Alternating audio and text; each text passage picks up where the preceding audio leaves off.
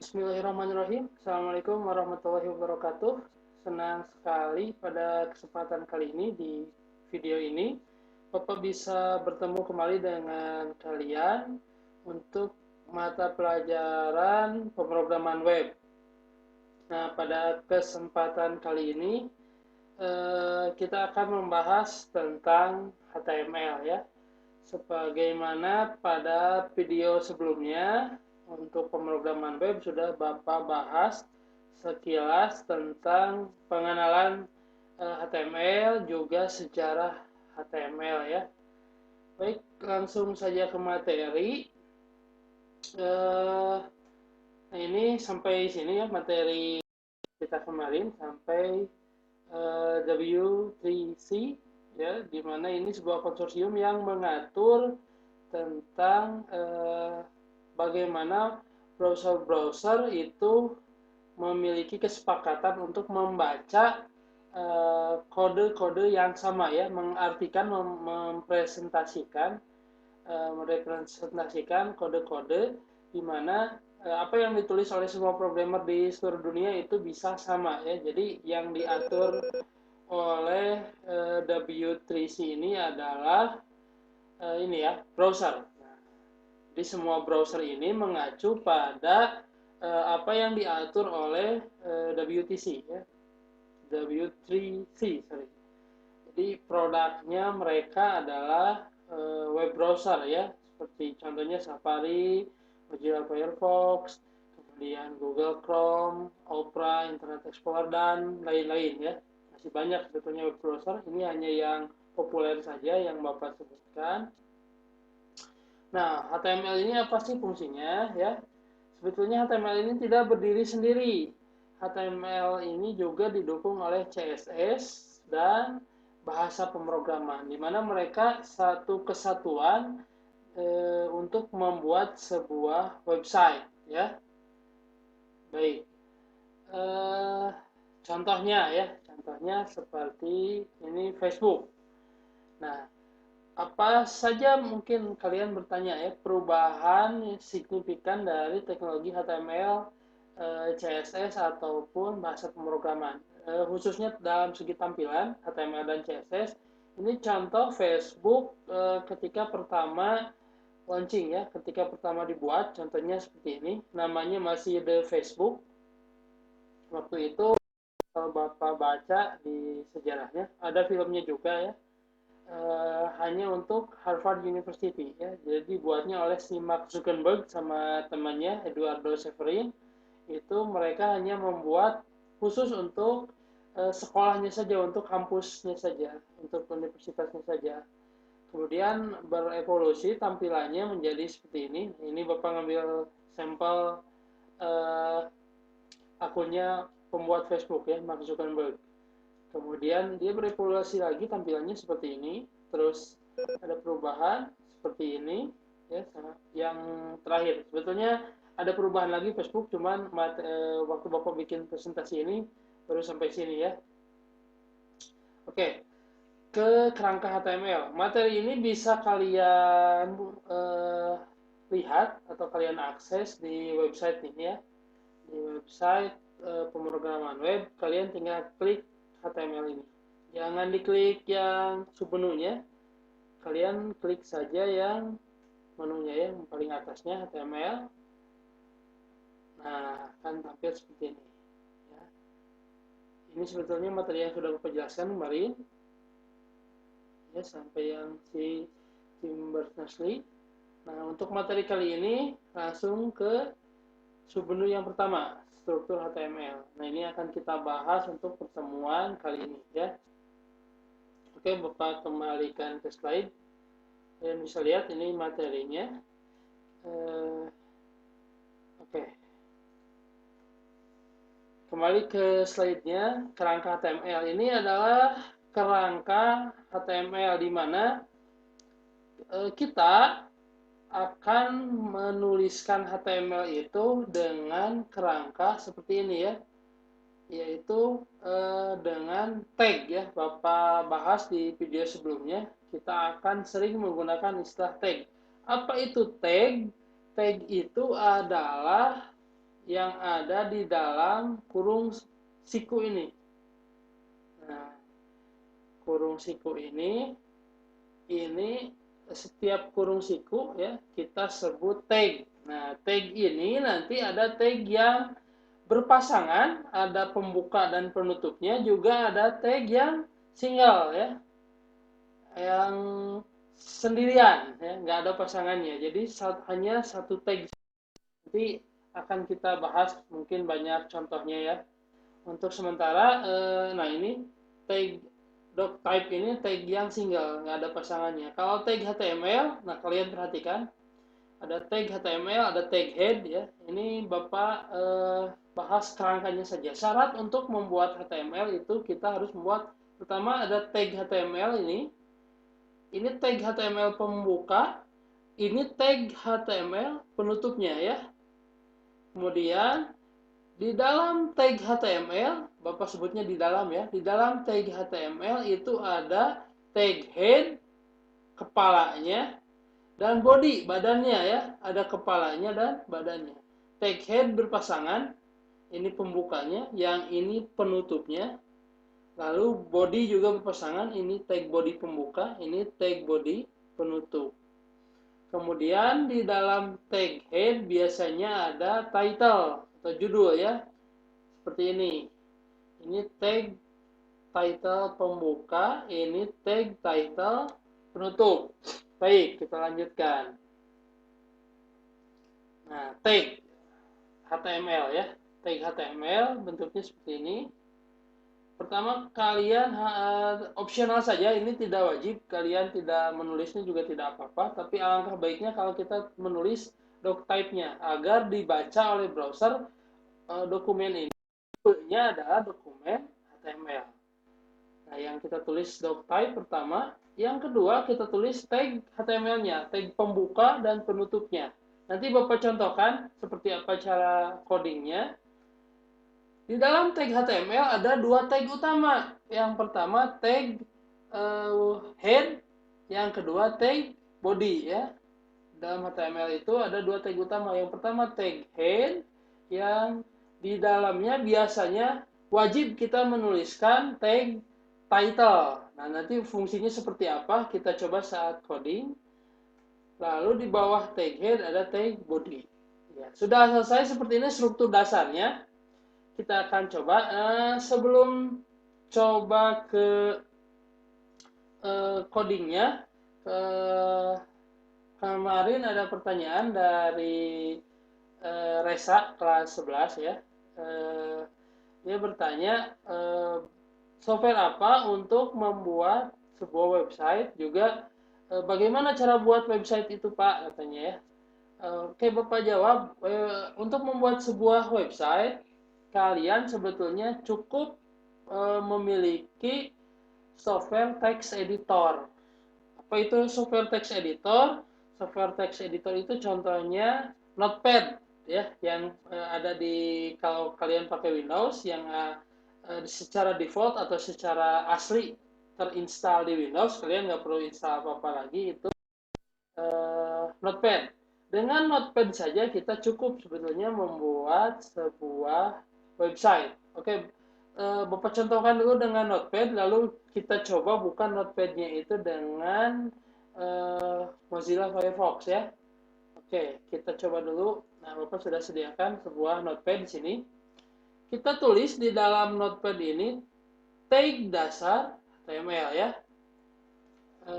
Pertama kita tulis tanda seru, kemudian doctype,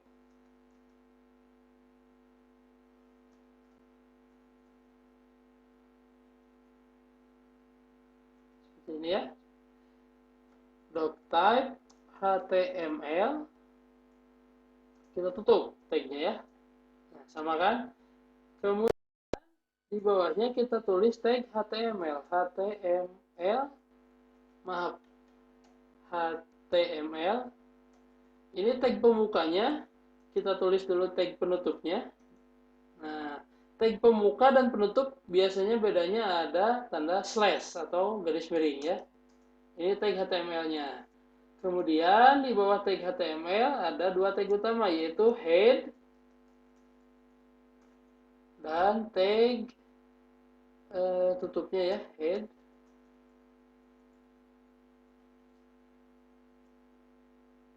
Oke.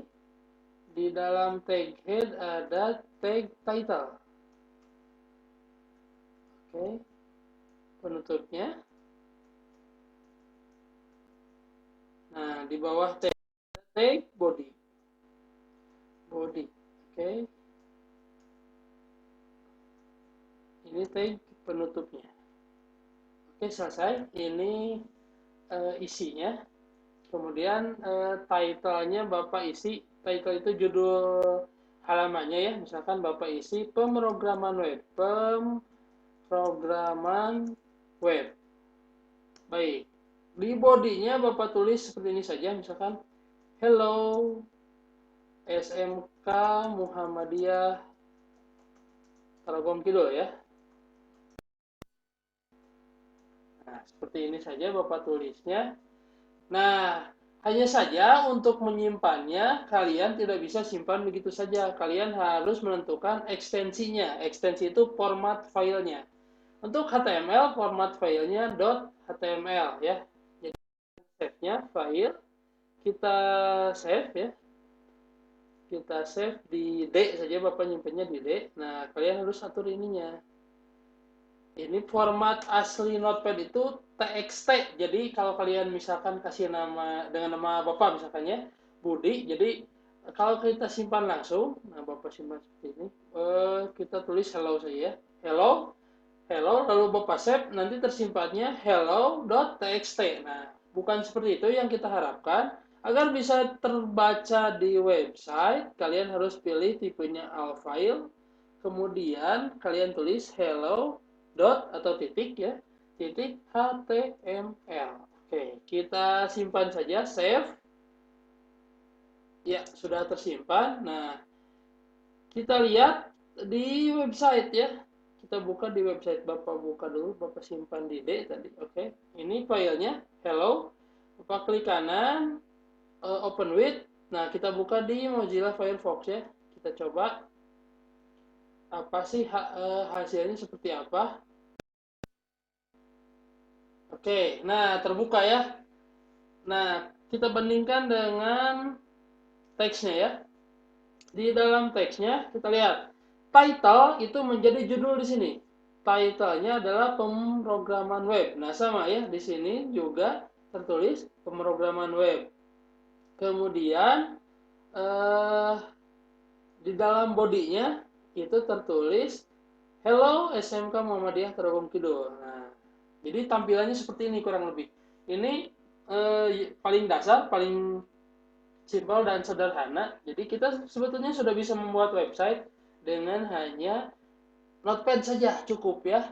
Tidak perlu menggunakan software-software tertentu khusus untuk HTML. Nanti kalau kita maju ke PHP ya, bahasa pemrograman PHP atau JavaScript juga cukup rasanya dengan Notepad.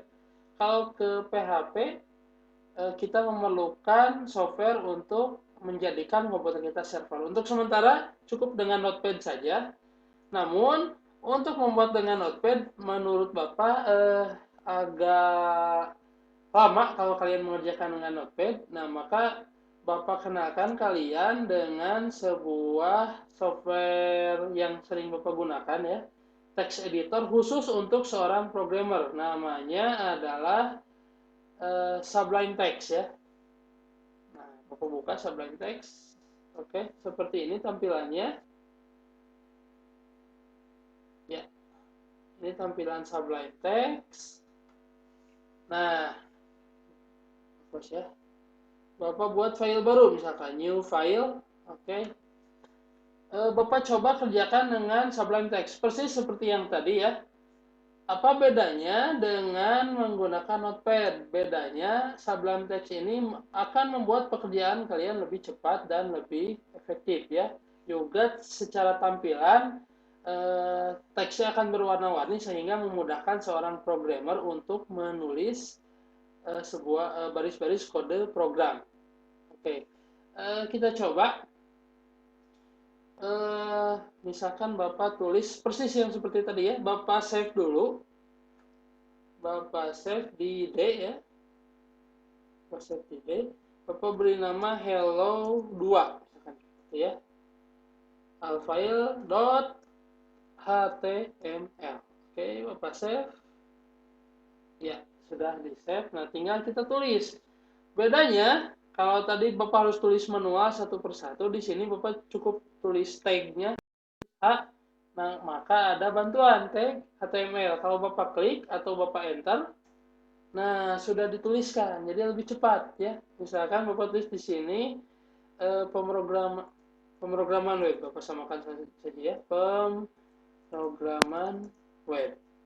Baik. Kemudian di bodinya juga Bapak tulis hello. Ini adalah website kedua, maaf ya. Oke, kita coba, kita lihat hasilnya. Kita bisa lakukan hal seperti tadi ya. Kita buka di browser. Baik, Bapak buka di sini ada ya, sudah tersimpan Hello 2. Klik kanan, with Mozilla Firefox. Iya, sama ya hasilnya. Tapi bedanya, tadi di Notepad Bapak harus tulis satu persatu, sedang di sini kita dibantu ya. Bapak ulangi, misalkan Bapak cukup tulis H saja, sudah ada bantuan, enter, sudah selesai ya, sudah dikerjakan. Masih banyak sebetulnya fitur-fiturnya. Ini mungkin yang akan kalian lakukan ketika praktek nanti. Kita akan bekerja dengan Sublime Text ini ya, menggunakan software Sublime Text. Baik, kembali ke slide ya. Kita kembali ke slide. Nah, itu tadi tag-nya ya, tag dasarnya. Kalian wajib menulis ini ketika kalian membuat sebuah website dengan HTML ya. Nah, untuk head itu bukan hanya title sebetulnya. Kalian bisa tulis juga style untuk menulis CSS. Kalian juga bisa menulis tag script untuk menulis JavaScript dan metadata untuk menulis dan tag meta untuk menulis metadata. Untuk metadata itu hanya pengenal, Bapak lewat dulu ya untuk metadata. Untuk body itu juga kalian bisa menulis teks dari mulai H1, H2 sampai paling kecil H6 sampai paragraf ya. Nanti akan Bapak jelaskan. Kemudian pendukung teks ada juga gambar. Kalian bisa menyisipkan gambar, ada hyperlink, ada juga list ya. Nanti ada bahasan tersendiri untuk ini. Nah, kalian juga bisa buat tabel, form, kemudian script berupa JavaScript, objek, dan grouping juga ada. Lebih lengkapnya nanti kita bahas satu persatu. Kita mulai mungkin dari teks ya. Oh iya, lupa, ada juga komentar ya. Komentar ini adalah yang tidak akan dibaca oleh HTML. Nanti Bapak juga akan bahas komentar. Yang pertama kita bahas komentar dulu mungkin ya. Sebelum kita ke struktur tag ya. Maaf, ke teks ya. Oke, kita lanjut. Kemudian ada struktur tag ya. Nah, struktur tag ini ada nama tag ya. Ada juga atribut, nanti ada istilahnya atribut dan juga ada value-nya atau nilainya ya. Jadi misalkan di tadi tag body ya, tag body itu kita bisa menyisipkan nilai-nilai atau atribut-atribut tertentu. Misalnya di sini atributnya BG color itu background color dan kita beri nilai. Kita coba ya di codingan kita di Sublime Text. Nah, ini kan tag body ya. Tag body, BG color-nya atributnya BG color, nah, kemudian kita kasih value. Kita coba ya. Body-nya itu Bapak kasih spasi. Kita tulis saja, bukan style tapi BG color. Nah, sudah ada ya, dibantu. Kita nggak harus tulis manual. BG color, misalnya BG color-nya Bapak tulis royal blue. Royal blue. Oke, kita coba apakah ada perubahan pada website kita. Ini yang pertama ya. Ini yang kedua, Bapak reload saja. Nah, berubah ternyata. Backgroundnya jadi warna royal blue. Kita coba lagi ya. Misalkan yellow. Kita save. Save itu Ctrl S ya. Nanti kalian harus dibiasakan dengan shortcut-shortcutnya. Oke, Bapak reload. Nah, berubah ternyata jadi kuning ya. Jadi layar kita berubah jadi kuning. Oke, seperti itu. Kemudian ada nilainya, ada nama tag, ada atribut, ada juga value. Kalian akan sering memakai istilah ini nanti. Kita lihat ya di sini. Body itu adalah nama tagnya. Kemudian BG color itu adalah apa? Atributnya. Nah, nilai dari atribut ini, BG color ini adalah background color ya. Latar belakang warna dari body kalian. Nah, isinya yellow. Bapak ingin background colornya adalah yellow. Seperti itu ya. Untuk atribut. Jadi struktur tag itu ada nama tag, atribut, dan juga ada nilai atau value-nya. Kita akan gunakan istilah aslinya saja ya, value, yaitu name tag atau nama tag, atribut, dan value. Oke, kita lanjutkan. Bagi color ini juga tidak hanya maaf, atribut ini juga tidak hanya bagi color, tapi kita bisa menulis banyak ya. Ada ID, ada class ya, dan lain-lain. Nah, jadi body ini tetap nama tag ya.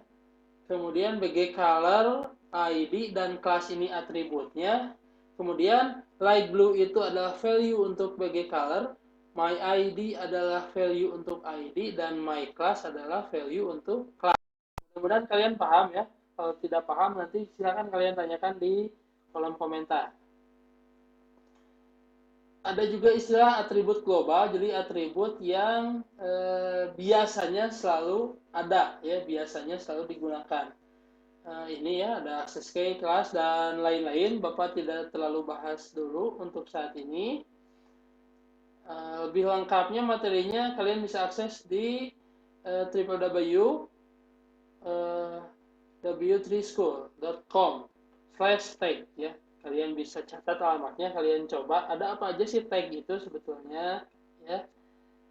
Oke, kita lanjut pertama ke teks ya. Dalam teks itu ada paragraf, tagnya itu P berpasangan ya. Kemudian ada pendukung paragraf, tadi ada BR dan HR ya. Apa itu BR? BR itu adalah enter atau garis baru, kemudian HR itu adalah garis ya. Kita coba dulu yang paragraf ya. Kita coba yang paragraf. Oke, kita balik lagi ke codingan. Nah, ini ya. Bapak berikan ini tag P ya. P, paragraf. Nah, langsung udah dibuatin ya sama si Sublime Text. Paragraf Bapak masukkan ke sini. Oke. Nah, kemudian Bapak buat lagi tag P lagi. Ini paragraf kedua. Ini adalah, atau Bapak beri, nah enaknya di Sublime Text ini kita bisa membuat teks yang random ya. Bapak coba ya. Teks random itu kalian cukup tulis lorem, kemudian Bapak klik, Bapak tekan tab. Nah, dibuatin sama dia. Ya. Bapak nggak nulis apa-apa ya. Langsung banyak isinya. Bapak tuliskan atau Bapak copy saja ya. Bapak copy jadikan paragraf kedua. Oke. Oke. Kita lihat hasilnya seperti apa. Nah, seperti ini. Ya, kita lihat bedanya, ini paragraf 1, paragraf 2, ini paragraf 3. Nah, bentuknya ini terlalu besar, Bapak kecilkan ya teksnya. Oke, padahal kita tulis seperti ini ya. Ada enternya malah di sini. Nah, ada enternya. Tapi ketika di sini, save lagi, sama saja. Kenapa tidak terjadi seperti itu? Karena untuk membuat garis baru, kalian membutuhkan sebuah tag yang disebut, yang isinya tagnya BR. Kita coba ya. di paragraf ke-1 setelah kalimat ke-1 itu ada enter. Kita lihat perubahannya. Nah, kan ada kata use mode lalu enter. Nah, padahal di sini nggak enter, tapi Bapak tulis BR. Nah, berarti ketika kalian enter sekalipun, bahkan enternya banyak, ketika kalian baca di sini tidak ada enter ya, karena enter itu adalah BR. Kalian harus menulis BR. Nah, seperti itu ya. Sedangkan untuk HR, apa itu HR? Nah, coba Bapak tulis HR ya. HR. Enter. HR itu adalah garis. Ya, jadi ada BR, ada HR. Jadi semua yang kalian tulis di untuk membuat website itu basisnya adalah teks, basisnya adalah coding berupa tag yang mungkin harus kalian pahami ya. Itu untuk paragraf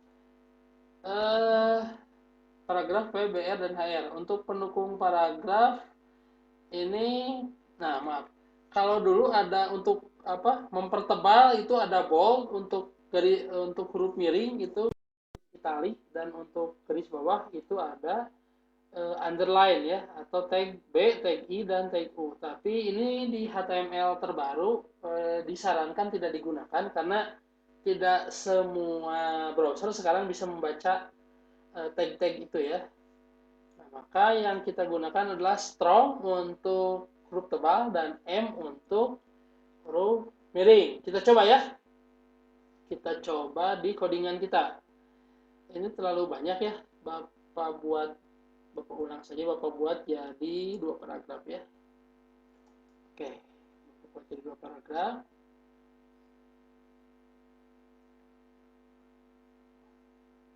Oke, untuk paragraf ini, untuk kalimat ini misalkan Bapak berikan tag strong ya.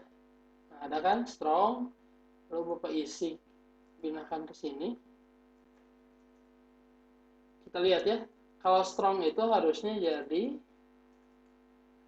nah ada huruf tebal ya. Terus ada yang Bapak berikan tag M misalkan ya, M. Oke, kita coba. Kita masukkan sini. Tag strong, tag M. Hasilnya, oke, ada yang dicetak miring. Oke. Nah, itu ya. Oke, selanjutnya yang terakhir ada heading. Heading itu adalah ukuran huruf, biasanya untuk digunakan untuk judul ya. Ada ukuran dari H1, H2, H3, H4 sampai H6. Kita coba mungkin di sini ya, di atas akan seperti ini ya. Pertama Bapak berikan H1. Ini adalah H1. Oke, ya, Bapak lihat dulu hasilnya. Nah, beda kan ukurannya? Ini paragraf dan ini H1. Nah, kita coba H2-nya ya. Bapak copy dulu lah. Kita coba kita tulis H1 sampai H6 ya. Nah, enaknya di Sublime Text kalian bisa gunakan 2 kursor sekaligus. Jadi kalian tekan Ctrl, kalian arahkan kursornya. Nah, jadi ada 2 kursor. Ini adalah H2, H3, H4, H5. Oh, satu lagi ya, kurang. H6. Ini adalah H6. Ups, ininya juga harus diganti ya. H2, H3, H5. Oh, maaf. Ini harusnya H4 ya. H4, H5, ini H6. Ini juga diganti ya, jadi H4. Oke. Save. Kita lihat hasilnya. Nah, bahkan H6 ini lebih kecil dari H2 paragraf gitu ya. Jadi ini H1, H2, H3, H4, H5, H6. Nah, itu kita bisa bermain-main dengan teks. Kita bisa mengolah teks di HTML ini ya. Baik, itu saja mungkin yang bisa Bapak sampaikan materi untuk video kali ini. Terima kasih kalian telah menyimak dari awal sampai akhir. Akhir kata Bapak ucapkan wabillahi taufiq wal hidayah. Assalamualaikum warahmatullahi wabarakatuh.